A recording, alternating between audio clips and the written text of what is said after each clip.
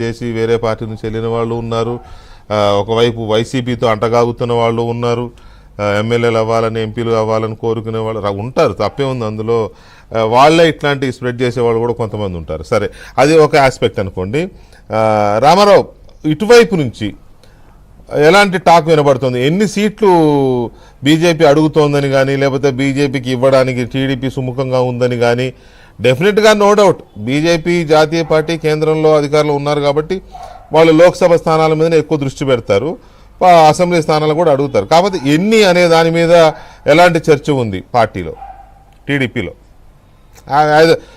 Same time BJP కూడా state party నుంచి ఎలాంటి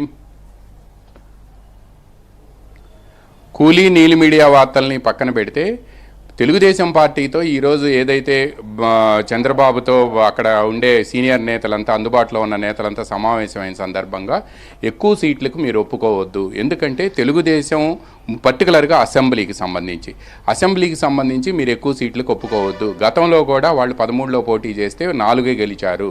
పైగా అప్పటి నుంచి ఇప్పటికి, అప్పుడు మోడీ ఇమేజీ, మోడీ చరిష్మా బాగుంది, అప్పటి నుంచి ఇప్పటికి ఆంధ్రప్రదేశ్లో తగ్గింది. అందువల్లనే ఇండిపెండెంట్గా వాళ్ళు 2019లో చేస్తే వాళ్ళ పర్సెంటేజ్ 0.86 వెళ్ళిపోయింది.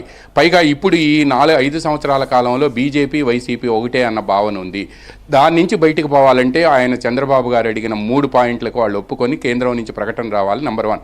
నెంబర్ 2, మీరు వాళ్ళకు కావాలంటే ఎంపీ సీట్లు వాళ్ళు అడిగిన దానికి 1-2 తగ్గించి లేకపోతే 5 వరకు ఇవ్వండి, కానీ బట్ అసెంబ్లీలో మాత్రం వాళ్ళకి 5కు మించి ఇవ్వటానికి వీల్లేదని నేతలంతా ఖరాఖండిగా చెప్పారు. చంద్రబాబు గారు కూడా వీళ్ళ అభిప్రాయంతో ఏకీభవించారని తెలిసింది. 5 ఏ సీట్లు అనేది కూడా బీజేపీ హైకమాండ్కి ఒక అభిప్రాయం ఉంది. అదేవిధంగా తెలుగుదేశం పార్టీకి కూడా ఇండికేషన్ వచ్చింది ఎక్కడెక్కడ ఎవరు చేస్తారు. ఫర్ ఎగ్జాంపుల్, మనందరికీ తెలిసింది గతంలో వాళ్ళు ఎక్కడైతే గెలిచారో ఆ గెలిచిన సీట్లకు సంబంధించి తాడేపల్లిగూడెంలో దురదృష్టవశాత్తు ఆయన మాణిక్యాలరావు గారు అప్పుడు దేవాదాయ శాఖ మంత్రిగా ఉన్నారు. ఆ తర్వాత ఆయన కరోనా కారణంగా చనిపోయారు. బట్ మిగతా వాళ్ళు ఎవరైతే ఉన్నారో వాళ్ళల్లో ఆకుల సత్యనారాయణ ఇప్పుడు పార్టీలో లేరు అని తెలుస్తోంది. అయితే కామినేని శ్రీనివాస్ కానీ, లేకపోతే వైజాగ్ నార్త్లో విష్ణుకుమార్ రాజు కానీ వీళ్ళు ఉన్నారు. అంటే వాళ్ళకి ఇవ్వటంతో పాటు ఇంకా మిగతా స్థానాలు ఎక్కడా అనేది మీరు వాళ్ళు డిసైడ్ చేసి చెప్తారు. మీరు కూడా ఎక్కువ స్థానాలకు ఒప్పుకోవద్దు, ఎందుకంటే అక్కడ ఎక్కువ స్థానాలకు ఒప్పుకుంటే జనసేన దగ్గర కూడా మనం ఇక్కడ తగ్గించాల్సి వస్తుంది. బట్ ఓటు ట్రాన్స్ఫర్ అనేది సరిగ్గా జరగదు అని చెప్పి కొంతమంది నేతలు చెప్పారు.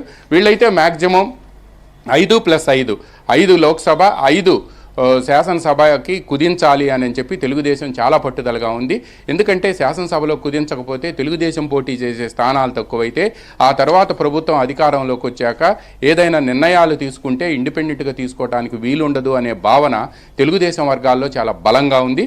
అందువల్లనే ఒకవేళ జనసేనకి ఎన్ని ఇస్తారనేది కూడా మినిమంలో మినిమం 140లో టీడీపీ కంటెస్ట్ చేయాలి అనేది చాలా బలమైన వాదన టీడీపీ వర్గాల నుంచి చంద్రబాబు మీద, లోకేష్ మీద తీవ్రమైన ఒత్తిడి పెరుగుతుంది.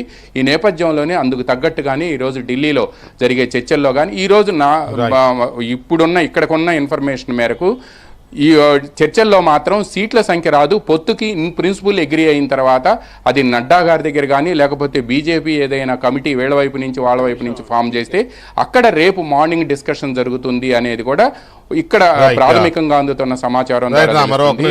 కంక్లూడ్ చేయండి.